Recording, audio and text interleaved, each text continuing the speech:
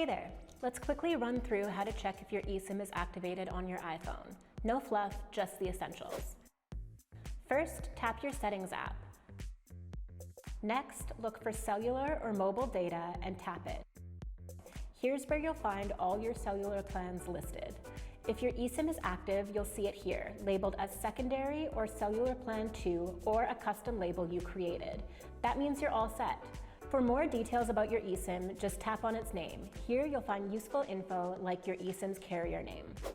There you have it, all you need to know to find out if your eSIM is activated on your iPhone.